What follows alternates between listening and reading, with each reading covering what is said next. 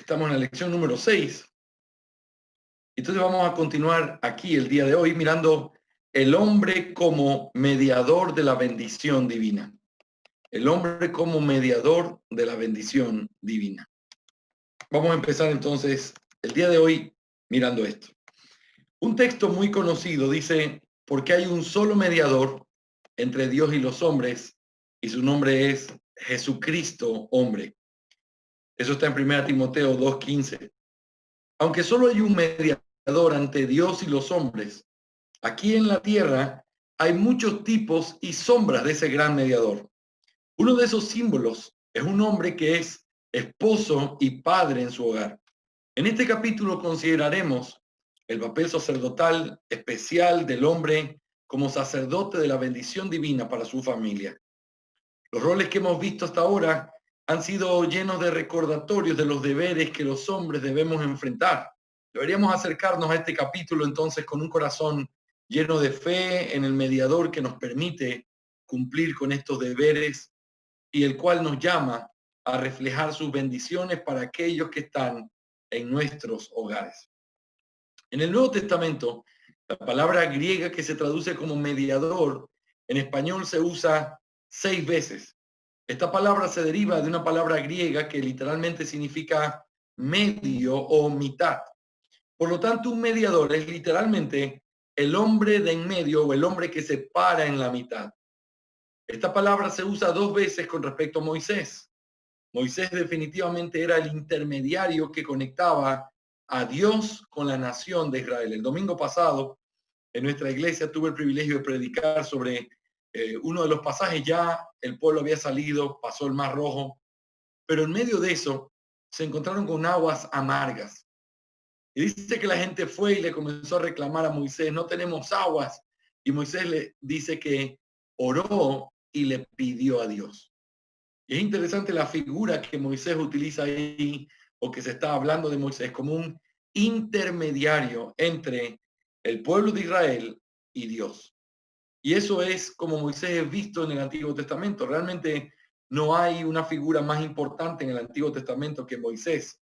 La Biblia lo llama el mediador del antiguo pacto. Pero también esta misma palabra mediador se usa 4 veces con respecto a Cristo en el pasaje que ya leímos y en otros 3 pasajes del libro de Hebreos. Estos pasajes en el libro de Hebreos muestran especialmente que Cristo funcionó como un mediador en su capacidad sacerdotal. Por definición, los sacerdotes se encuentran en la brecha entre el Dios santo y el hombre pecador. En Hebreos 5:1 dice que los sacerdotes son constituidos a favor de los hombres en las cosas que a Dios se refieren. Así que es un hombre que es tomado por Dios en representación de los hombres para tratar con los hombres las cosas que tienen que ver con Dios. Entonces, un mediador es alguien que sirve como un canal o un conducto de bendición. El mediador es como el hombre del antiguo programa de televisión llamado el Millonario, que entregaba cheques a aquellos a quienes su millonario empleador quería dar $1.000.000. El millonario no le daba los cheques a los destinatarios, sino a su mediador. Así también es a través de Cristo que todas las bendiciones del nuevo pacto llegan a aquellos a quienes Dios ha elegido. El doctor Waldron está hablando aquí de un programa antiguo americano. Yo creo que nunca hicieron una versión de eso en español, pero ese programa consistía en un hombre riquísimo que en cada programa regalaba $1.000.000, literalmente. Entonces lo que hacían era averiguar historias de emprendedores o de gente que quería ponerse un negocio, y entonces este hombre rico le daba el cheque de $1.000.000 a una persona que era normalmente el anfitrión del programa, y él se lo daba de parte del millonario, se lo daba a la gente que era beneficiada con ese cheque cada semana. Entonces él está usando la ilustración.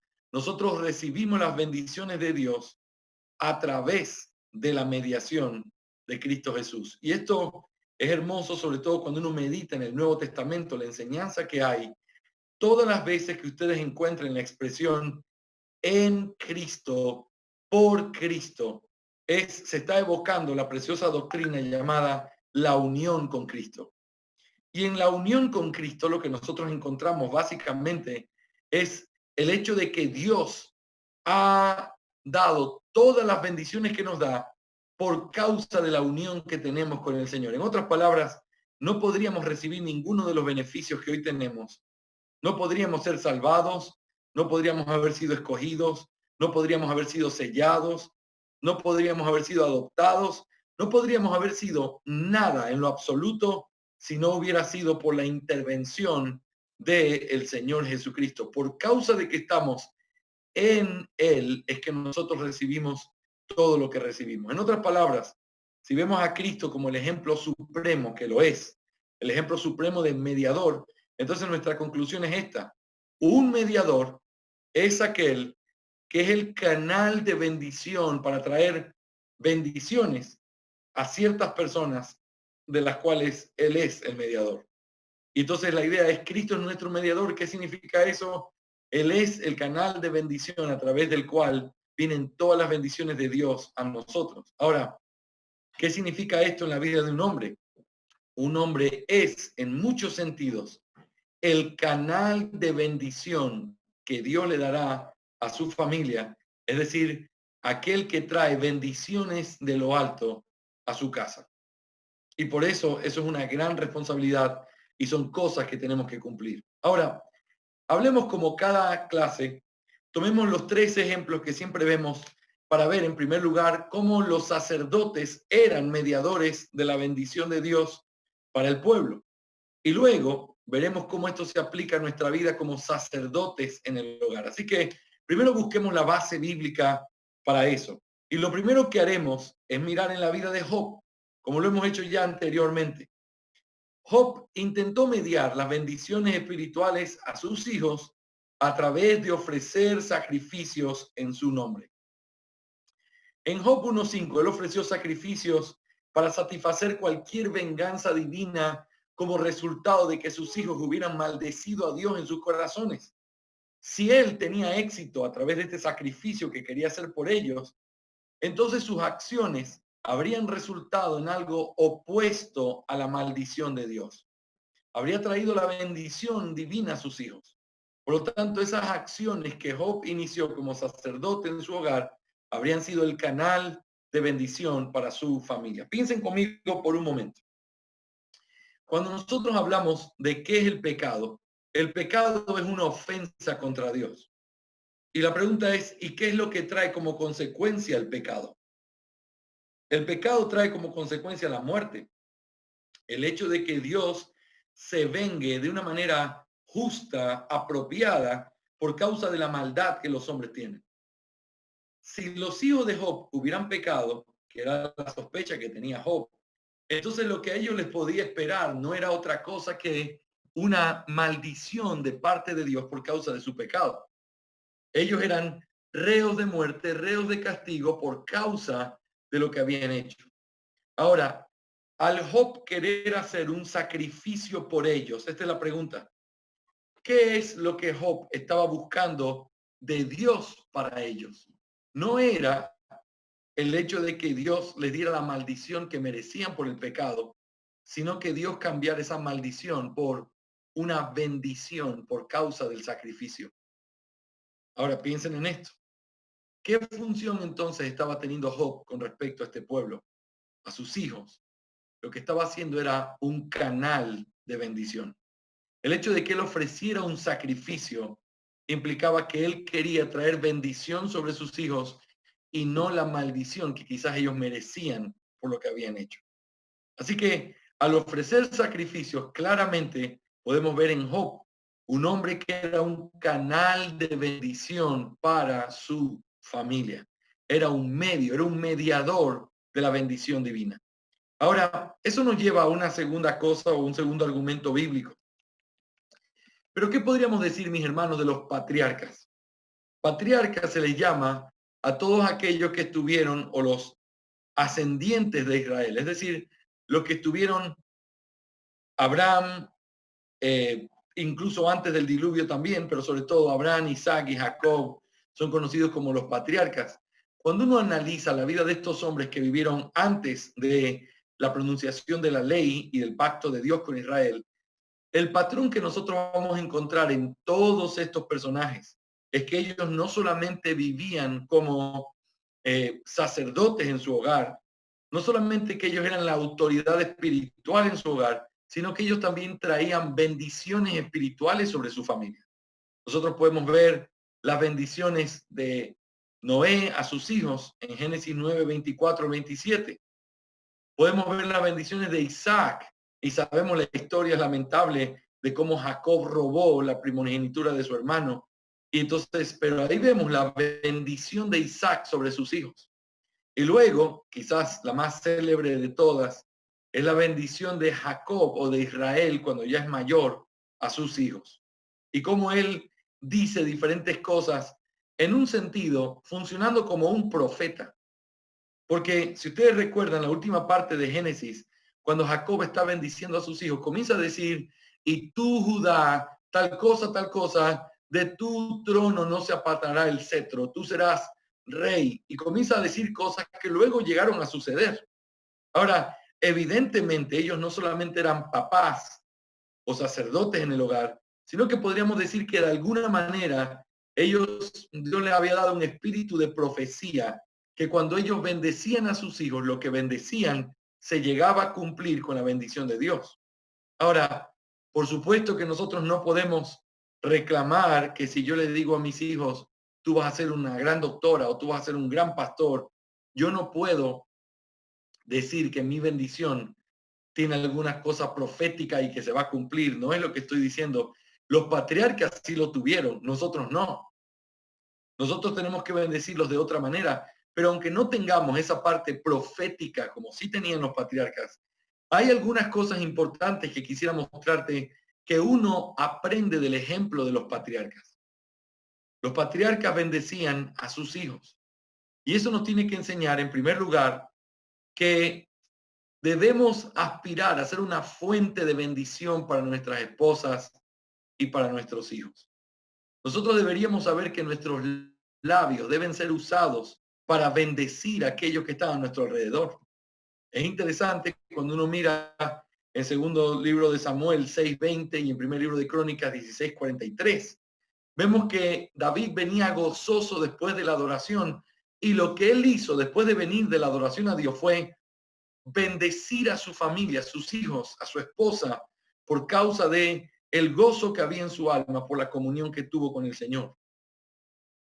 Y eso es una pregunta clave.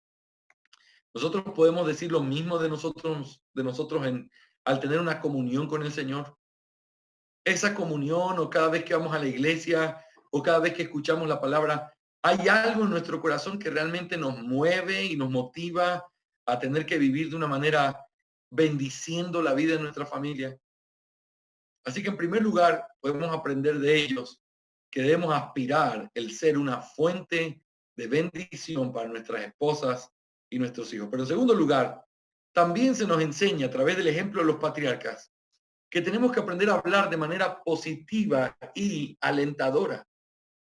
Estos hombres pronunciaron bendiciones proféticas sobre sus hijos. De hecho, declaraban estas bendiciones cuando ellos hablaban. Y tú, Simeón, tal cosa. Y tú, Isaacar, tal otra cosa. Las bendiciones que daban, las pronunciaban con sus palabras. ¿Saben, mis hermanos? Es muy fácil ser muy negativos cuando nosotros corregimos a nuestros hijos o cuando tenemos que decirle a nuestra esposa que está haciendo algo mal. Nosotros debemos hacer un esfuerzo por recordar que nuestras palabras deben ser palabras de aliento para ellas.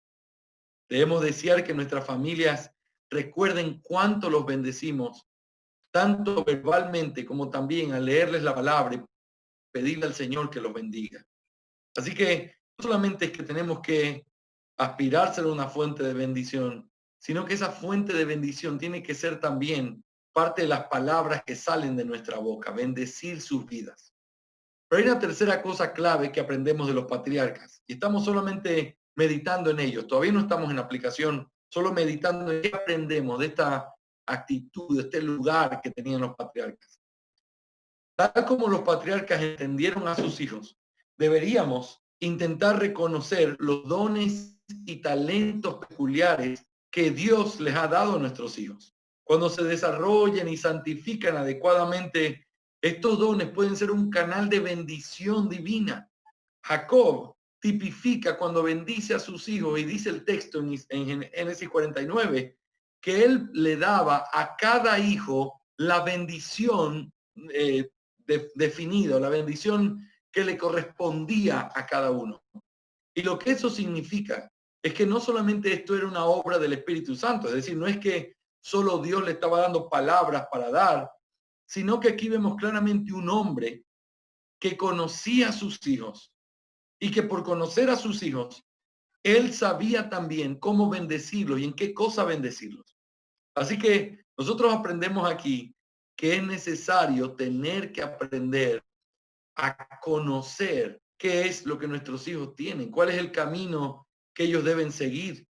Deben encontrar aliento de nuestra parte cada vez que ellos van desarrollando sus cosas. Mis hermanos, a veces nuestros hijos, y quizás si eres un papá joven todavía no lo sabes, pero sin querer uno trata de imponer sobre sus hijos todo lo que uno no fue.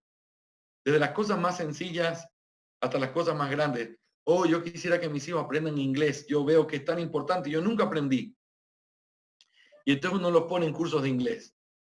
Yo quiero que mis hijos aprendan música porque yo nunca aprendí. Y los mete en el conservatorio. Todo eso está muy bien. Pero lo que quiero decir es esto. A veces estamos más interesados en qué es lo que nosotros queremos para ellos que en tratar de descubrir qué es lo que ellos son. Cada uno de nuestros hijos son distintos. Yo tengo 3 y son 3 absolutamente distintos. La una es muy disciplinada y hace esto, hace aquello. El otro le cuesta muchísimo esto y aquello. Y entonces, pero cada uno tiene fortalezas. El uno, aunque un poquito desarreglado, es excelente para crear, para dibujar. Seguramente tiene un potencial de artista muy grande. La otra es muy definida, dice que le encanta la arquitectura. Seguramente eso es lo que el Señor la va a llevar a hacer. ¿Y cuál es mi parte en eso? Orar por ellos, encaminarlos con un buen consejo sobre qué es lo que Dios espera de ellos, sea cual sea la profesión que escojan. Tienen que vivirlo para el Señor. Y también hay ciertas profesiones que son más acordes con honrar al Señor de una mejor manera que otras. Y entonces, ¿cuál es mi parte? Conocerlos. Porque muchas veces los hijos tienen que tomar decisiones muy complicadas y se encuentran solos en medio de esas decisiones, porque no encuentran guía de nuestra parte, porque no los conocemos, porque simplemente no entendemos cuáles son sus necesidades. Jacob bendijo a sus hijos, pero no solamente con un don sobrenatural, sino que también había una parte de responsabilidad humana. Él conocía a sus hijos. Y eso es lo que podemos aprender de los patriarcas. Pero veamos un tercer fundamento bíblico que siempre lo vemos. Esto es, hoy veremos 4 fundamentos, perdón. Esto vimos uno más que los patriarcas. Ahora veamos los sacerdotes israelitas. ¿Qué podemos aprender de los sacerdotes israelitas? Hay una inmensa evidencia en todo el Antiguo Testamento de que la bendición del pueblo de Dios era una de las principales responsabilidades de los sacerdotes de Israel. El peso del énfasis en el Antiguo Testamento debería ser suficiente para convencernos de esta verdad. Por ejemplo, en Deuteronomio 21:5, aquí se nos da una muestra representativa de este ministerio tan importante que tenían los sacerdotes. Dice el texto: entonces se acercaban los sacerdotes, hijos de Leví, porque el Señor tu Dios los ha escogido para servirle. Se acercarán, perdón, porque el Señor los ha escogido para servirle y para bendecir en el nombre del Señor. Fíjate, y para bendecir en el nombre del Señor. Hay muchos otros pasajes que están aquí en tu libro, Levítico 9, número 6. Número 6 es muy importante porque está registrada la oración arónica. Era la oración que hacían sobre todo el sumo sacerdote bendiciendo al pueblo. Levantaba sus manos y repetía: Jehová te bendiga y te guarde, Jehová haga resplandecer su rostro sobre ti y te dé paz. También está Deuteronomio 21, primer libro de Crónicas 23, segundo libro de Crónicas capítulo 30, capítulo 6, Salmo 132. Todo eso puedes leerlo con mucha calma y ver cómo esta obra de bendecir era una obra sacerdotal. Ellos bendecían al pueblo. Así como los sacerdotes de Israel estaban para bendecir al pueblo de Dios, nosotros en nuestras propias casas debemos bendecir a nuestras familias. En el pasaje que leímos, Deuteronomio 21:5, se pone al mismo nivel el servir a Dios con el hecho de bendecir a las personas. Es decir, su servicio a Dios era bendecir a las personas del pueblo de Israel. En el Salmo 132:16 dice que los sacerdotes están vestidos de salvación porque su propósito es llevar la salvación de Dios al pueblo de Dios. Si una de las principales responsabilidades de un sacerdote es bendecir a su pueblo, entonces tú y yo, como sacerdotes, debemos proclamar bendiciones en nuestros hogares. Eso me lleva a mi cuarto y último fundamento el día de hoy. Hemos visto que el sacerdote funciona como un mediador de la bendición divina. Lo vimos en primer lugar en la vida de Job, al hacer sacrificio por sus hijos. En segundo lugar, lo vimos en la vida de los patriarcas, quienes bendijeron a sus hijos. En tercer lugar, lo vemos también en la vida de los sacerdotes del Antiguo Testamento. Pero en cuarto lugar y último, como base, lo vemos en nuestro gran sumo sacerdote. Nuestro gran sumo sacerdote es, por supuesto, un mediador de la bendición divina para nosotros. Nosotros vemos esto de una manera muy clara y muy importante en la palabra de Dios. Jesucristo, al ser nuestro mediador, lo que nosotros tenemos de parte del Señor Jesucristo es la mediación de parte de Él de todas las bendiciones que hemos recibido. Yo les decía hace un momento, y uno de los pasajes claves para aprender estas cosas es sin duda Efesios capítulo 1, donde se nos recuerda todo lo que somos en Cristo. Él sin duda es el mediador por excelencia. El pasaje de Lucas 24, que es uno de los pasajes donde vemos al Señor como un mediador de esa bendición, registra los últimos momentos de Jesús en la tierra con sus discípulos. Cuando los bendijo, levantó las manos y el Espíritu lo llevó al cielo. Lo último que los discípulos de Jesús vieron fueron que sus manos fueron levantadas y pronunció una bendición verbal sobre ellos. Con certeza, nuestro Señor Jesucristo fue un sacerdote bendecido y si Él es un ejemplo para nosotros, debemos esforzarnos por pronunciar los mismos tipos de bendiciones sobre nuestras familias. Mis hermanos, quiero que se imaginen la escena. El Señor Jesús se está despidiendo de sus discípulos, les está dando la gran comisión, pero entonces levanta sus manos y dice, todo poderío, toda potestad me es dada en el cielo y en la tierra. Y luego los envía a predicar el evangelio y luego dice, y he aquí yo estoy con vosotros todos los días hasta el fin del mundo. Y luego que él dice esas palabras, es quitado de en medio de su vista y ya no lo pueden ver porque él asciende a los cielos y simplemente sus ojos ya no pudieron verlo más. Pero es importante que así como nuestro Señor fue un sacerdote bendecido y que tenía bendiciones, Él es un ejemplo para que nosotros podamos bendecir a nuestras familias también. Sabemos por la enseñanza directa de las Escrituras que un hombre como cabeza de su hogar traerá bendiciones divinas o maldiciones sobre su hogar, dependiendo de su propio carácter y conducta. Esta es una enseñanza de gran importancia. Sería seria e incluso difícil, pero es una que debemos enfrentar como hombres.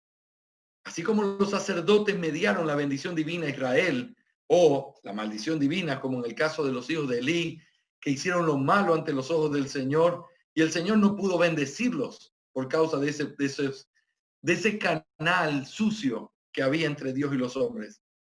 Así como el Señor media perfectamente la bendición divina a su pueblo, así un hombre como sacerdote en su hogar, en un sentido, media ya sea la bendición divina o la maldición a su hogar. Algunos han tomado, mis hermanos, este pasaje para tratar de argumentar que, bueno, si yo soy entonces un mediador y si mis hijos son bendecidos por mí, entonces yo podría bautizar a mis hijos porque ellos van con mi bendición. Y algunos han tratado de justificar el bautismo de niños a través de este texto y esta verdad tan importante de que el hombre es el sacerdote que bendice y trae bendición a su familia. ¿Por qué muchas personas bautizan niños? No estoy hablando de los católicos romanos, estoy hablando de algunos grupos serios en la Reforma que bautizaron niños y sigan haciéndolo. ¿Por qué lo hicieron? Ellos decían que era porque esto es una marca de que sus padres creen y por causa de que sus padres son creyentes, la bendición se extiende a ellos también. Ahora, esta no es la bendición de la que estamos hablando.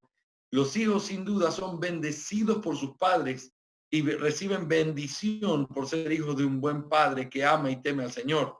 Pero una de esas bendiciones no es el ser parte del nuevo pacto, porque los únicos que pueden ser parte del nuevo pacto son aquellos que creen que el Señor les da un conocimiento salvífico de Él, que sus pecados son perdonados y que la ley es escrita en su corazón. Un niño no puede recibir eso de su padre, un niño recibe eso del Padre Celestial. Así que no es un argumento para hablar del bautismo de infantes. Sin embargo, tenemos que saber que la Biblia nos enseña una doctrina de solidaridad familiar y sobre todo en el libro de Proverbios. ¿Qué significa esto de solidaridad? Bueno, básicamente es como es el padre, le va a sus hijos. Como es el padre, sus hijos reciben.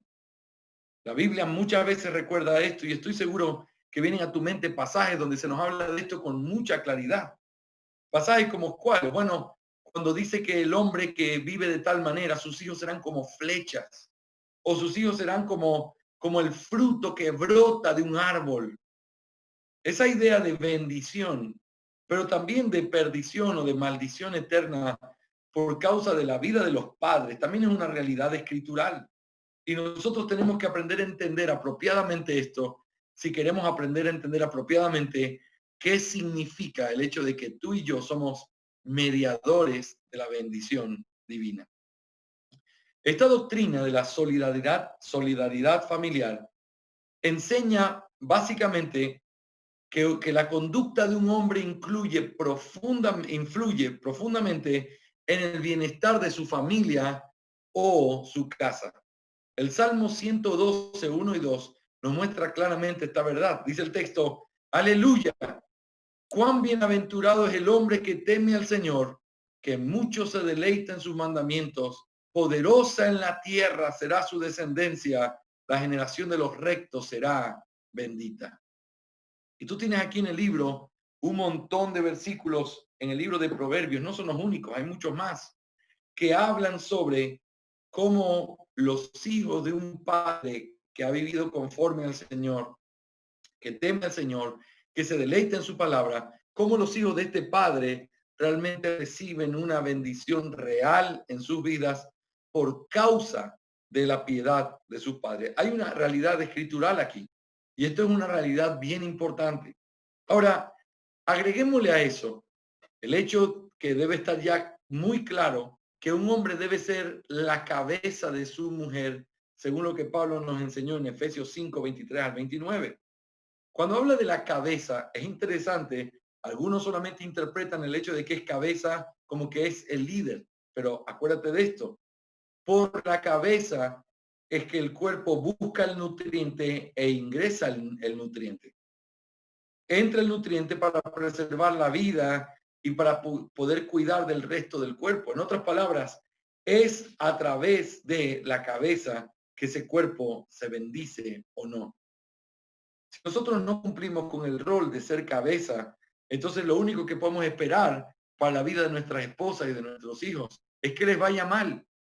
Pero si nosotros realizamos nuestros deberes como sacerdotes en el hogar, Entonces, seremos mediadores de esa bendición divina para nuestra familia.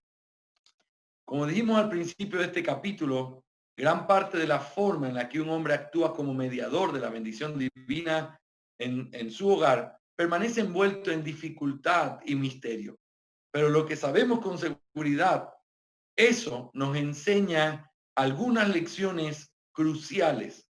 Y estas lecciones, mis hermanos, la idea es aplicarlas a nuestra vida y entender lo siguiente. Tú y yo fuimos llamados a ser mediadores de la bendición divina. Mediadores. Ahora, ¿cómo eso se aplica en nuestra vida de manera práctica? Vamos a la parte práctica de nuestra clase el día de hoy. Nuestra conducta como sacerdote en nuestro hogar tendrá un profundo impacto espiritual en la vida de nuestra esposa y de nuestros hijos. Los hombres deben aspirar a ser una bendición y no una maldición para la vida de sus familias al cumplir su papel de verdaderos sacerdotes en su hogar. Lo que es cierto en el ámbito económico es cierto en el ámbito espiritual hasta cierto punto.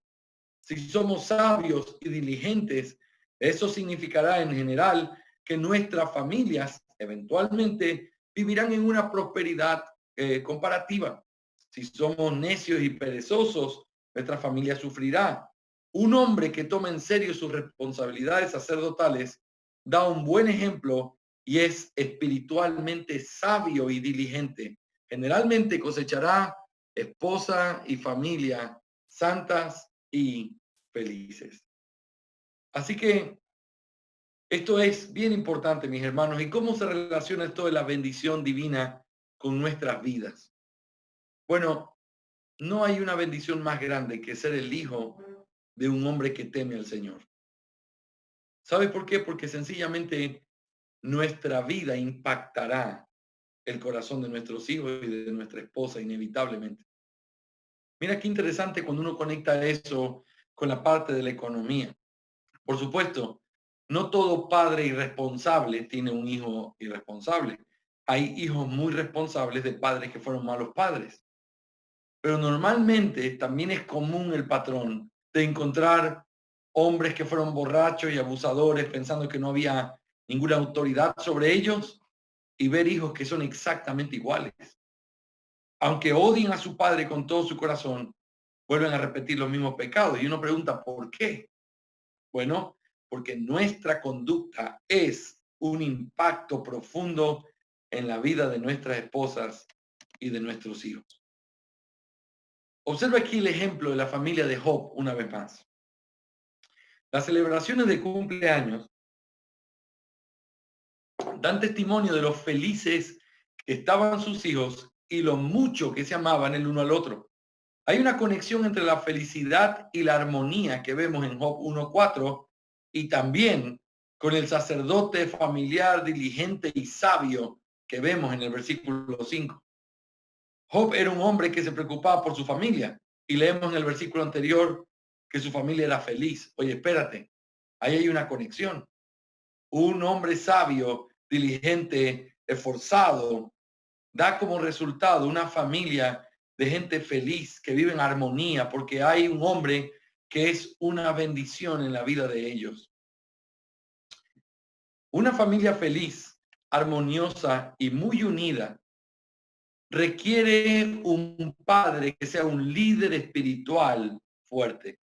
Una madre puede mantener a los niños bajo control cuando estos son jóvenes, pero si papá no está a cargo a medida que ellos crecen, cualquier conflicto, desarmonía y rebelión dará evidencia de un liderazgo masculino ausente. Como padres, no podemos atrevernos a simplemente renunciar de nuestro liderazgo espiritual dándoselo a nuestras esposas por temor al conflicto, por pura indiferencia, por las ocupaciones que tenemos o por cualquier otra excusa que quisiéramos poner. Porque eventualmente, si no hacemos lo que debemos, vamos a pagar el precio. En cierto sentido, no hay nada muy misterioso acerca del hecho de que somos mediadores de la bendición divina para nuestras familias. La fuerza de nuestro ejemplo, carácter y vida como padres trae esta bendición. Si somos líderes débiles, padres pasivos o incluso solamente, bueno, él sí es un buen hombre, nuestra influencia general para el bien disminuirá en nuestra casa. Solo un liderazgo piadoso y firme producirá un hogar bendecido. Entonces, necesitamos clamar por gracia para establecer el tono espiritual de nuestros hogares. Debemos darnos cuenta de que Dios quiere que tengamos el control de nuestros hogares y familias. No debemos permitir que la pasividad, el egoísmo o la indecisión roben el privilegio y la bendición de mediar en la gracia de Dios. Necesitamos aferrarnos a nuestras responsabilidades y bendecir a nuestras familias, a liderarlas, amonestarlas, exhortarlas y alentarlas. Debemos dejar de tener miedo de decir algo incorrecto para que al final simplemente no digamos nada y nuestro pecado sea aún mayor. Si seguimos estas pautas, mis hermanos, mantendremos una conciencia limpia, daremos un buen ejemplo y exigiremos rectitud en nuestras familias. Es demasiado tarde para que podamos abandonar la responsabilidad simplemente porque decimos, no la quiero, pastor, esto es muy serio, la verdad es que yo no lo voy a hacer. El único momento para poder dudar si quieres o no cumplir con esta responsabilidad es el día antes de casarte. Pero después de casado, ya no hay nada que hacer, la responsabilidad la has recibido y entonces, para bien o para mal, nosotros seremos un impacto profundo en la vida de nuestros hijos. Qué bendición es ser hijo de un padre piadoso que teme al Señor, que nos corrige nuestro pecado. Y también qué difícil y qué circunstancia tan dura es ser hijo de un padre impío que no teme al Señor y que no le busca. Mis hermanos, nuestra manera de vivir trae un impacto profundo en la vida de aquellos que están cerca. Mire, estoy seguro que más de una vez, quizás nuestros hijos, nuestra esposa, por causa de nuestro carácter o de lo que sea, quizás hayan dicho, ¿sabes qué? La vida es mucho más fácil si tú no estuvieras. Lo que tú haces es traer conflicto, lo que tú haces es hacer que hayan problemas aquí. Realmente tú no nos bendices, no nos ayudas, lo que tú haces es traer conflicto. Mis hermanos, que nunca esas palabras se escuchen en nuestra casa. Nosotros necesitamos saber que en nuestra vida, nuestra presencia cerca de la vida de nuestros seres amados, es para poder bendecirles, es para hacerles bien, es para traer bendición espiritual a sus vidas, es para ser un buen ejemplo para ellos. ¿Sabes por qué? No importa si hablas o no hablas, tú estás diciendo algo y estás causando un impacto para bien o para mal. Y no podemos soltarnos simplemente esta responsabilidad. Tenemos que asumirla con valentía y hacer lo que Dios nos llamó a hacer. Pero, en segundo lugar, también podríamos decir que debemos comunicar verbalmente la bendición divina a nuestra familia. No solamente nuestra conducta, nuestra vida sin palabras, sino que ser un mediador de la bendición divina implica también no solo vivir bien, sino hablar y traer bendición a través de nuestros labios. Si nuestra comunicación verbal con nuestras familias es predominantemente crítica y sarcástica, algo está drásticamente mal. Si lo único que ellos escuchan es, no hagas esto, no hagas aquello, ¿por qué eres así? Hay sin duda lugar para la crítica en el matrimonio y la familia, pero eso no es lo predominante. Debemos tratar de comunicar bendiciones, motivar y darles esperanza con respecto al futuro a nuestros seres queridos. Es fácil para nosotros caer en el hábito de la comunicación crítica y negativa con nuestras familias. A menudo sacamos nuestras frustraciones y nos desquitamos con esas almas tan tiernas. No es así como actúa un sacerdote compasivo. Debemos esforzarnos por encaminar a las personas a Dios no a alejarlas de Él a través de nuestra ira.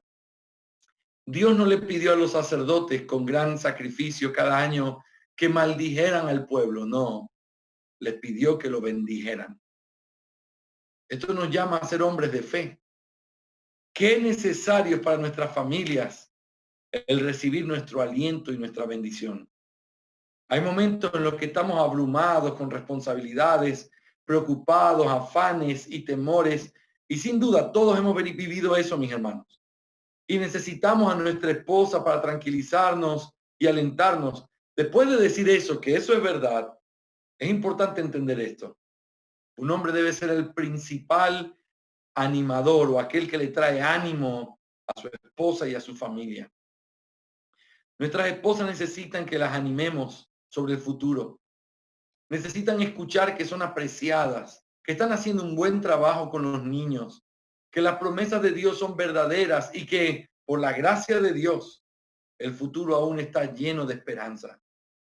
Nuestro trabajo como sacerdotes en nuestros hogares es ser líderes de fe y valor. Si nuestras esposas son emocionalmente débiles y tienden a la tristeza y a la desesperación con respecto al futuro, no debemos permitir que esto descarrile su fe. Nosotros debemos ser hombres de fe, ese tipo de fe, la confianza determinada que las promesas de Dios son verdaderas. Es el corazón de lo que significa ser un hombre de Dios. En una serie de exhortaciones al final de 1 Corintios 16, Pablo dice en el versículo 13, estad alerta, permaneced firmes en la fe, portaos varonilmente, sed fuertes. Las palabras griegas para portaos varonilmente literalmente significan actuar como un hombre adulto. Pablo le está diciendo a toda la iglesia de Corintio que actúe con las características de los hombres adultos. Se espera que los hombres adultos se porten con valentía y fortaleza. Pero, ¿dónde encuentran esos hombres valientes esa valentía? Pablo proporciona la respuesta justo antes de la orden de actuar como hombres que aparece en ese versículo. Él dice primero, permanecer firmes en la fe. La fe permite a los hombres ser fuertes, ser valientes, estar siempre alertas y listos. Es la fe la que cree las promesas de un Dios que no miente y no puede fallar. Lo que permite a un hombre actuar como un hombre es que crea que Dios es verdadero y que cumplirá sus promesas, pase lo que pase. Los hombres debemos recordar esto cuando los problemas y la oscuridad aparezcan sobre nosotros, haciéndonos querer retroceder de miedo. Debemos mantenernos firmes en la fe. Debemos creer las promesas de Dios cuando la confianza de nuestras esposas comienzan a tambalear. Cuando nuestros hijos claman por ayuda, se necesita fe para mantener un hombre valiente y para recordar que Dios ha prometido el bien para su pueblo. Cuando las facturas se acumulan, cuando el útero es estéril, cuando llega una muerte inesperada, ante cualquier providencia que asalte a nuestra familia, debemos recordar que Dios es verdadero para que es verdadero para que con compasión y gracia podamos recordárselo a nuestras familias también. Esto exige que comuniquemos visión y aliento a nuestros hijos, aquellos que tienen mayor necesidad de la bendición de su Padre. Sí, son pecadores que no tienen esperanza y están sin Dios en el mundo, pero también son criaturas hechas a la imagen de Dios, con dones y talentos particulares. Como padres, tenemos que sentarnos con nuestros hijos de todas las edades y pintarles un cuadro sobre el futuro brillante que tienen si siguen a Cristo. Deberíamos enfatizar los talentos únicos que Dios les ha dado y mostrarles qué desperdicio terrible será si ellos malgastan estos regalos, estos dones en sus propios deseos y placeres. Debemos comunicarles que tienen tanto para ofrecerle al mundo y tanto para lograr en el reino de Dios como para desperdiciar sus vidas en sí mismos. Si continúa pensando solo en sus propios deseos, serán enviados a un futuro sin esperanza en esta vida y en la venidera, pero que si se vuelven a Dios, les tendrá innumerables bendiciones. En una nota relacionada, los padres necesitan ayudar a sus hijos a discernir lo que Dios les ha dotado para hacer en la vida. Necesitamos proporcionar dirección con respecto a la vocación a la luz de quién y qué Dios ha hecho que nuestros hijos sean. Deberíamos abordar este privilegio y de hecho es un privilegio ayudar a moldear y dar forma a una vida. No con un enfoque tosco y único, sino con sensibilidad y perspicacia con respecto a las personalidades y talentos de nuestros hijos. Debemos preparar a nuestros hijos para la vida y uno de los componentes principales de esa preparación es guiarlos a un lugar donde puedan ser bendecidos y transmitir bendiciones a los demás. Necesitamos orar por discernimiento y luego utilizar la percepción que Dios nos da para ayudar a nuestros hijos a determinar su curso en la vida. Al hacerlo, ellos serán inmensamente bendecidos. Mis hermanos amados, sin duda este es un tema bien importante el que hemos visto en este segundo punto, que tiene que ver con comunicar verbalmente la bendición a nuestras familias. Tiene que ver con usar bien nuestros labios. Tiene que ver con actuar apropiadamente en las cosas que decimos. Tiene que ver con que nosotros podemos rompiendo los paradigmas de la psicología. Y escuchen bien esto, mis hermanos.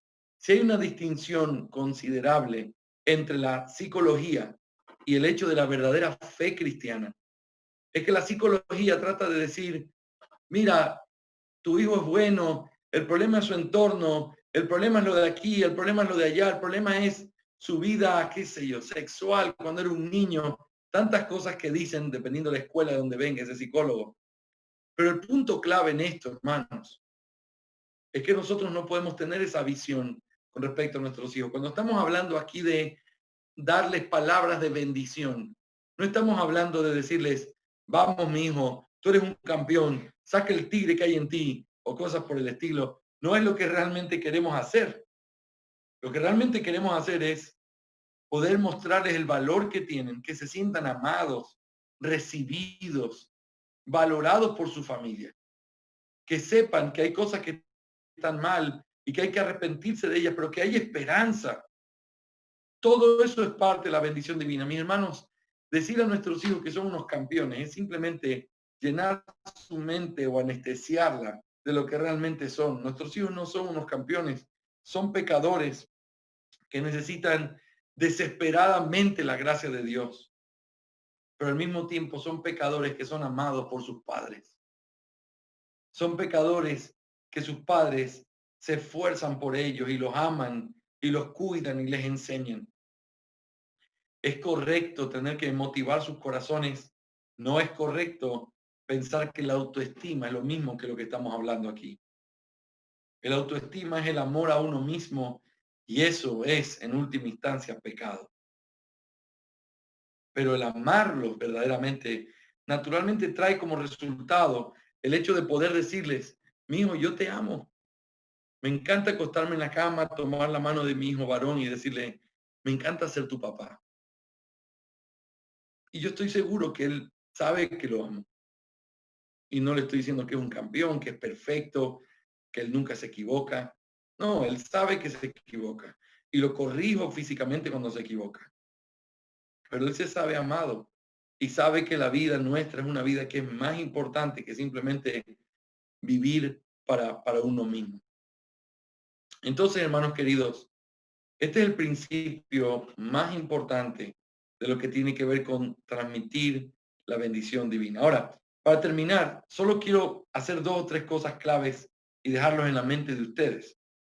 Por favor, mis hermanos, ninguno me malinterprete pensando que estoy enseñando que hay que decretar o que hay que decir, yo te bendigo, mi hijo, y por esa bendición tú vas a hacer esto o aquello al estilo Jacob del siglo XXI. No es así como funciona. Cuando hablamos de bendecir a nuestros hijos, tiene que ver con cómo usamos nuestras palabras. Podemos ser súper críticos, súper groseros, súper hirientes, reaccionar de una manera equivocada. Y es exactamente lo contrario lo que Dios espera de nosotros como estos intercesores de la bendición divina. Bendecirlos implica tener que plantear cuánto los amamos, lo importantes que son para nosotros, que le pedimos a Dios por sus vidas. Nunca se cansen de repetirle a sus hijos eso. Nunca se cansen de bendecirlos con sus labios. Me encanta que hace unas noches atrás, nuestra hija menor, ya cuando se van a dormir, esos bandidos les encanta dormir los tres juntos en el mismo cuarto. Entonces, están sentenciados a muerte. Si se ponen a jugar, va dividido cada uno a su cuarto. Pero cada noche cuando me voy a despedir, la más chiquita me quiere decir algo que sabe que me hace bien. Es como el deseo natural de querer decirte algo que sabe que a ti te agrada escuchar. Se acerca, me mira a los ojos y con sus ojazos me dice, papi, que el Señor te bendiga. Y entonces yo la beso y le digo lo mismo, le digo, que el Señor siempre te bendiga. Y le doy besos a ellos y le digo que el Señor los bendiga. No es simplemente una repetición superficial, realmente quiero que el Señor los bendiga. Realmente anhelo que esa promesa de número 6 se cumpla en la vida de ellos. Quiero que el Señor haga resplandecer su rostro sobre ellos y que les conceda paz y que los haga niños temerosos de Él, que amen la verdad y aborrezcan el pecado, que puedan ver en Cristo su único y suficiente Salvador. Yo anhelo su bendición y yo se lo repito porque quiero que ellos lo sepan. Pero tengo que recordar una cosa, no es solo lo que digo, sino también cómo actúo. Y lo que uno hace es sumamente importante en la vida de ellos para transmitir lo que ellos esperan o creen que la vida es. Por lo tanto, este tema es bien importante, hermanos queridos.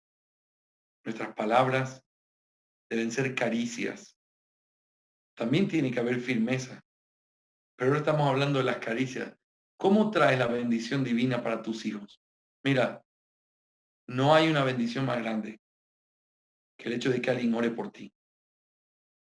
Y cuando tú oras por tus hijos, estás trayendo bendición divina a sus vidas. No hay una bendición más grande que alguien te enseñe el conocimiento de Dios. Por eso, esa es una forma de bendecir sus vidas también. Tú traes la bendición divina cuando tú les recuerdas, porque tú eres un representante de Dios en sus propias vidas. Tú les recuerdas lo amoroso que es Dios y el amor tan profundo que nos ha dado. Ese tipo de amor que Él tiene, el que nosotros deberíamos modelar delante de ellos. Pero también tú traes bendición divina cuando tomando las promesas y las advertencias que nos dice muchas veces el libro de Proverbios, que lo que hace Proverbios es describir circunstancias naturales de la vida del hombre, más que promesas son consecuencias lógicas que suceden por causa de la vida que uno toma.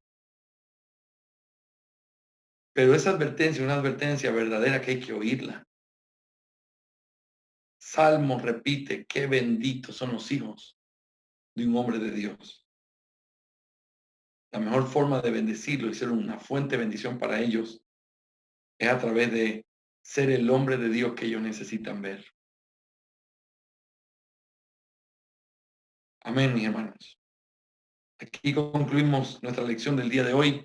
Es un poco más corta que el resto, pero es una lección muy práctica y muy importante que tiene que llevarnos a reflexionar sobre lo que significa esto de traer la bendición divina a la vida de nuestros hijos. Y por supuesto, todo esto lo hacemos solamente en los méritos de Cristo Jesús, el verdadero mediador. Nosotros lo que somos es una pequeña representación, una pequeña sombra de lo que ese mediador es. Amén.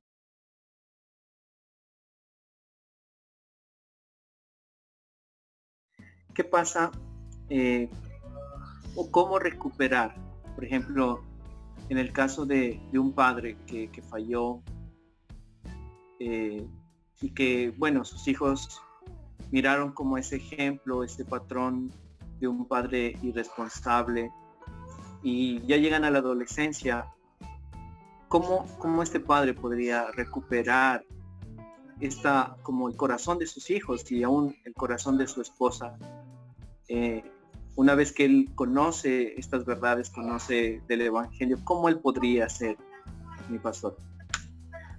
Creo que en primer lugar, la parte clave es, bueno, lógicamente arrepentirse, reconociendo que hizo mal.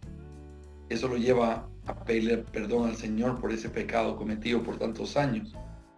Y yo diría que la primera fase tiene que ver con la esposa. Ir y reconciliarse con ella, pedir perdón por lo que ha hecho, pedirle ayuda en que sabe que las cosas han avanzado mucho de la manera en que están, pero que él no se resigna a dejarlas así, sino que él va a hacer todo lo que está a su alcance para recuperar lo que no hizo bien y que la necesita. Y entonces luego que están de acuerdo en eso, ir y comenzar a tratar en la vida de los hijos, no imponiendo algo que nunca hiciste sobre ellos, pero sí tratando de comenzar a mostrar ese cambio y haciendo lo que no, desde el primer día, lo que no se hizo desde el primer día. Comenzando a ser intencional, bendecirlos. Los hijos, aún los hijos que han sido criados dentro de la casa de un buen padre, tienden a la rebeldía por causa de su pecado y tienden al cuestionamiento por causa del pecado.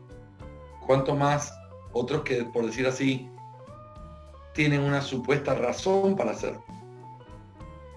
Pero eso no significa que por esa razón el padre debe quedarse sin intentarlo, debe empezar a amarlos de la manera que tiene que amarlos, comenzar a corregirlos y saber que le van a llover críticas de parte de ellos porque ellos no están acostumbrados a que él sea eso. Pero él tiene que estar dispuesto a pagar el precio. Eso es parte de arrepentirse. Parte de arrepentirse es saber que tengo que arreglar con mi esposa primero y pedirle perdón a ella. Segundo, es saber que arrepentirme no es solamente sentirme mal por lo que pasó, sino cambiar de mente y comenzar a caminar en el sentido contrario.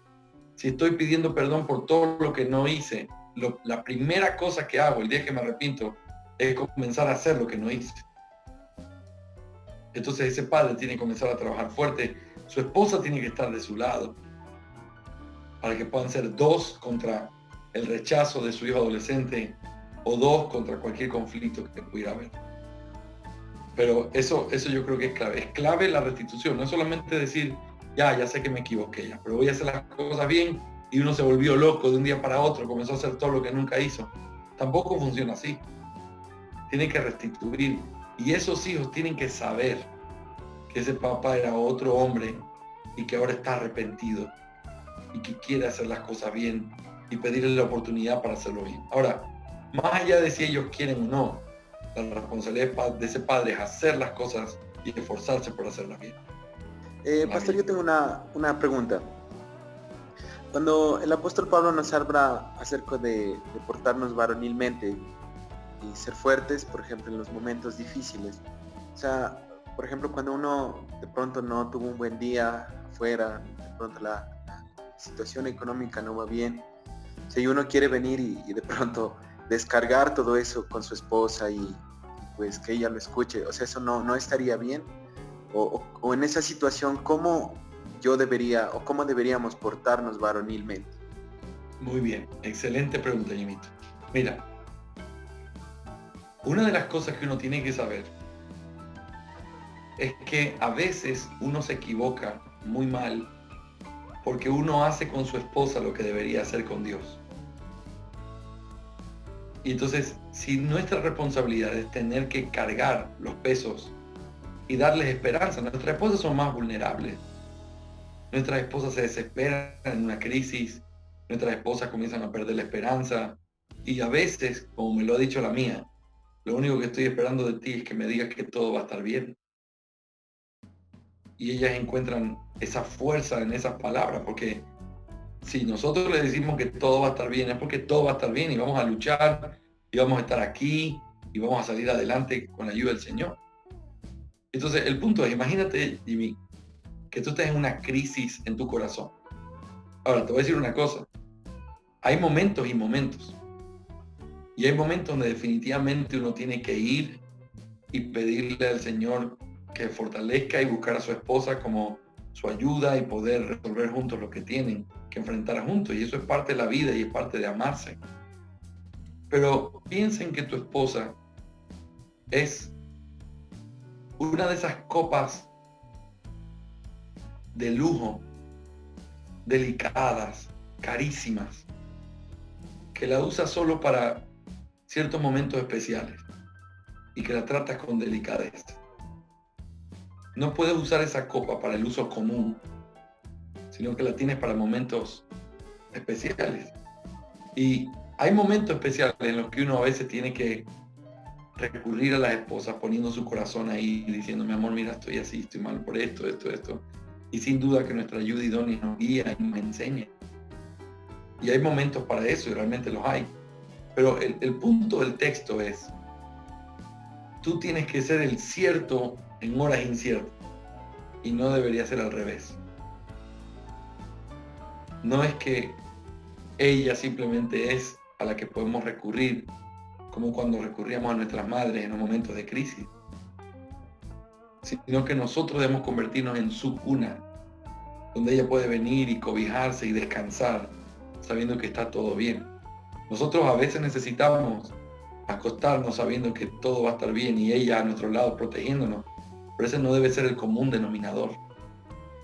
Jimmy, a veces en el ministerio yo vivo cosas o uno sufre cosas, alguien dijo algo que no tenía que decir o una persona tuvo una mala actitud. Muchísimas veces yo no se lo he dicho a mi esposa. Y no se lo digo porque yo quiero cuidar su alma. Pero hay otras muchas cosas que se las digo. Y a veces ella me corrige diciendo, lo que estás diciendo no está bien. Esto que estás sintiendo no está bien. Ese hermano tiene razón. Y entonces, el punto es aprender a ser sabio, de saber cuándo sí y cuándo no. Pero la segunda cosa es proteger su alma porque es más vulnerable que la tuya. Aprender a proteger su alma es aprender a saber que tú eres el que apaga los dardos, tú eres el que pelea y tú le das tranquilidad. Ahora, hay realidad en que ella es tu ayuda idónea y eso nunca se puede perder. Y al ser tu ayuda idónea, tú recurres a ella por ayuda real. Y no estamos hablando solo de una ayuda física o sexual, estamos hablando de una ayuda en todos los sentidos, emocional también. Pero el punto es, eres tú el hombre. Eres tú el que sostiene. Eres tú el que tiene que ser firme. Cuando hay cosas que sabes que a ella le devastarían, es mejor no hablarlas hasta un tiempo prudencial. Y cuando tú estás cargado, siempre puedes ir a Dios.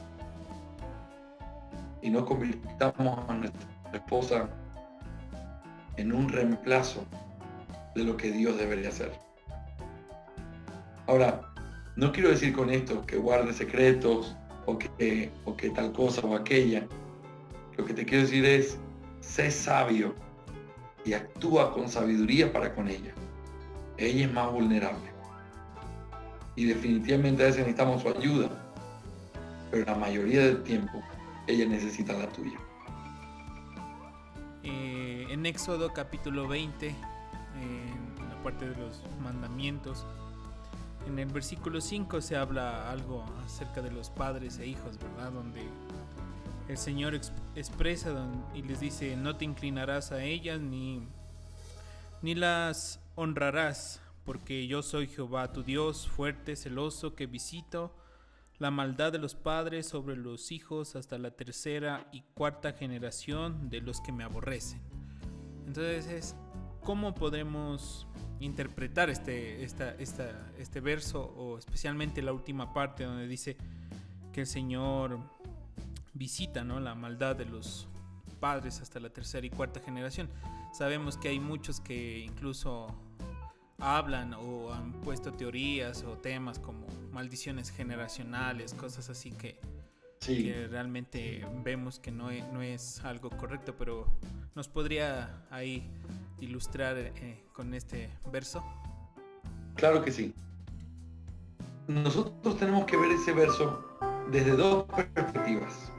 Número uno, tenemos que verlo desde la perspectiva pactual, que es cómo interpretarlo a la luz de lo que estaba sucediendo en ese tiempo. Y luego verlo desde la perspectiva práctica de cuál es el principio que sí podemos aplicar para este tiempo. ¿Ok? ¿Cuál era el concepto pactual? Lo que el Señor está diciendo ahí es tal como el Señor lo está diciendo. El Señor está prometiendo que los inicuos morirán ellos y su familia. Y eso es muy interesante.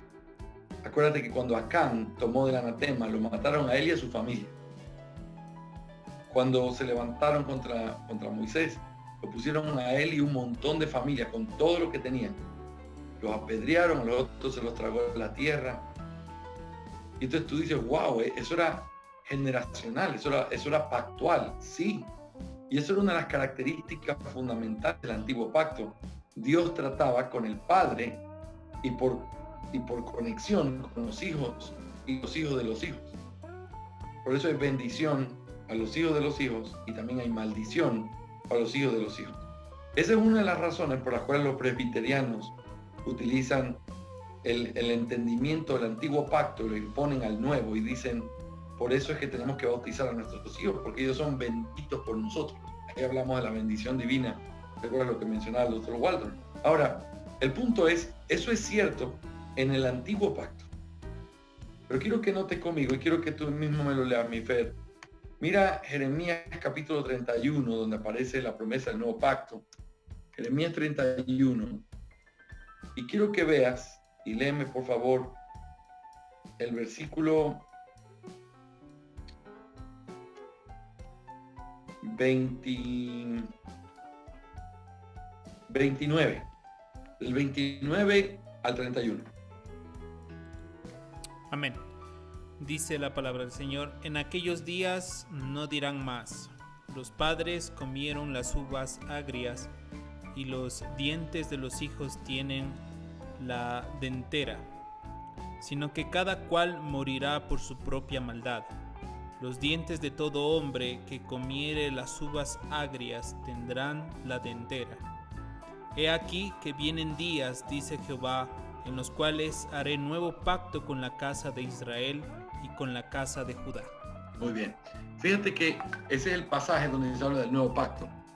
Y al hablar del nuevo pacto, lo que claramente se estipula es el contexto de este nuevo pacto, que es distinto al pacto anterior. Fíjate, en aquellos días no se dirá más los padres los padres comieron uvas agrias y los dientes de los hijos tienen dentera. La dentera es una enfermedad de pudrición de los dientes por comer uvas agrias. No es que comen los unos y a los otros se les pudren los dientes. No es que el pecado del uno lo paguen los otros. El que peca, ese morirá. Entonces fíjate que se cambia el concepto pactual de un asunto generacional, parental, a un asunto completamente individual. Y por eso creemos que en el nuevo pacto los hijos no forman parte del nuevo pacto.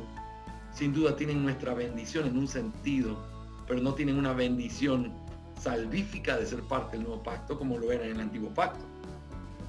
Entonces, bajo esa perspectiva, este pasaje en Éxodo 20 tiene que ser interpretado a la luz de su enseñanza pactual. Bajo el antiguo pacto será absolutamente verdad. En el nuevo pacto ya no es así. Y por eso la promesa de Dios ya no es así. El alma que peca morirá. Eso es lo que Dios dice en el nuevo pacto. Ahora, ¿pero cuál es la aplicación? Bueno, la aplicación es lo mismo que vemos en el libro de Salmos, de Proverbios. Un buen padre y un buen padre da como resultado una bendición sobre sus hijos. Porque son hijos que temen al Señor, que le buscan, que han sido criados en la verdad. Y por eso sus generaciones serán benditas. no es una promesa de salvación a sus generaciones. Aunque si la salvación viene por la predicación de la palabra y la salvación viene por la obra que Dios hace en los pecadores, entonces esos niños están expuestos a la palabra y la bendición de Dios podría venir sobre ellos. Así que no es una promesa de salvación, pero sí una promesa de que es una condición distinta. Nuestros hijos tienen una condición distinta del hijo de tu vecino, Fernando, o de tu primo. ¿Por qué? Porque los tuyos sí, los míos también. Y entonces hay una probabilidad y una posición distinta por causa de eso. No que eso los salve, pero sí que eso los pone en una posición diferente.